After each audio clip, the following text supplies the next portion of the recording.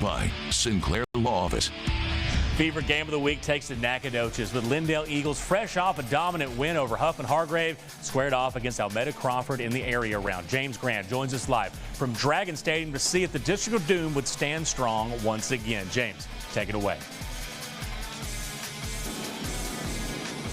Hey, Garrett, yeah, pretty foggy night down here in Nac. You know, one thing was crystal clear, though, coming into this matchup tonight against Lindale and Almeda Crawford. This was going to be a great showdown at the 4A D1 level. You have two teams that came into tonight's game at 10-1, Crawford and Lindale. Crawford, a semi-new school, you know, just their second season for their football program. Of course, Lindale, a tried and true East Texas powerhouse, so kind of the old guard versus the upstart program in Fort Bend Crawford down there in Roche-Sharon. But no matter how you slice it, a great matchup here tonight in Nac. So let's go ahead and show you how this one went down here tonight. Again, the Lindale Eagles fresh off a 42-point win over Huffman-Hargrave in the bi-district round, headed down to Nac tonight to take on the Almeda Crawford Chargers in a 4A D1 area round showdown at Dragon Stadium. Crawford ball early. Chargers QB Braylon Fisher hands it to Dedrick Polk,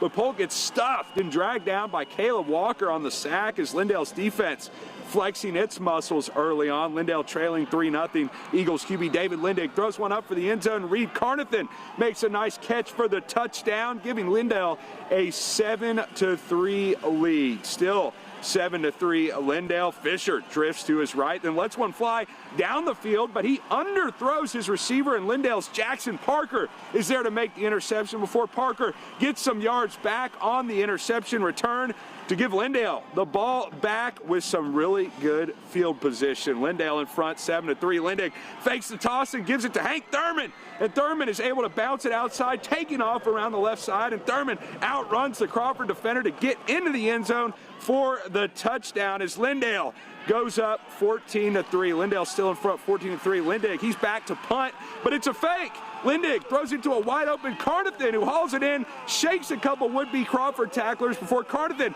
takes it into the end zone for his second score of the night on the fake punt touchdown, and Lindale extends its first-half lead to 21-3 after the successful trick play. The Eagles led 21-3. Crawford scored 10 points right before the half to make it a 21-13 game at halftime. And as we take a look at the final here tonight, Lindale falls in a heartbreaker to Almeda Crawford, 35-28. The Chargers came roaring back after the Eagles went up 21-3. They scored 24 points unanswered to take a 27-21 lead. And Garrett, Lindale responded after getting punched in the mouth to go up 28-27 with a touchdown drive of their own. But in the end, it was Crawford getting a touchdown late and a two-point conversion to make it a 35-28 game. The Eagles had the ball in the final minutes there with under 2 minutes left, but unfortunately went for it on fourth down and could not get it.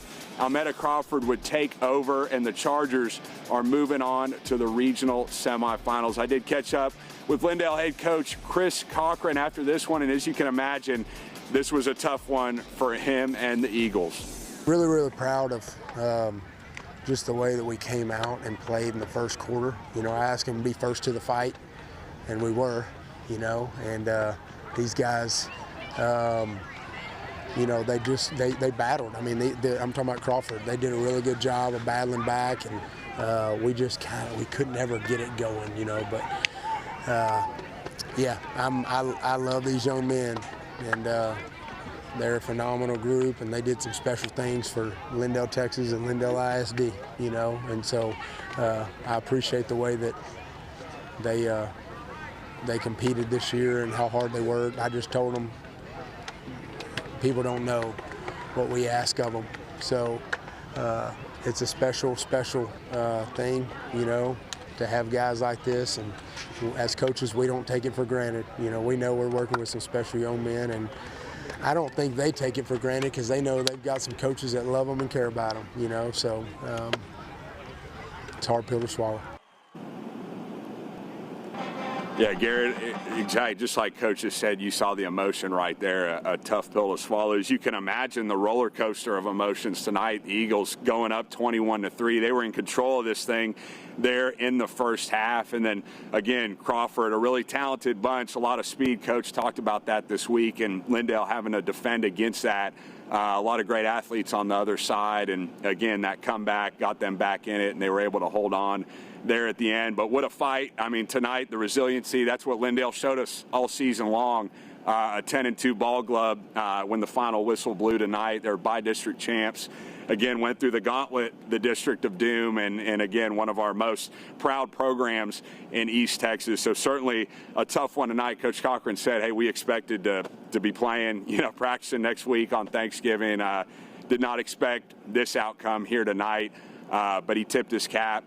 Coach, Chris Cochran, Lindale, always classy to Crawford. And those guys will be moving on to play Pine Tree next week in the regional semifinals. But Lindale, again, a heartbreaking loss to Almeda Crawford, 35-28 as the Eagles season comes to an end in the area round of the playoffs. Lindale still finishes 10-2. It was a really impressive season for the Eagles. Garrett, for now, I'm live here in Nacogdoches. James Grant, I'll send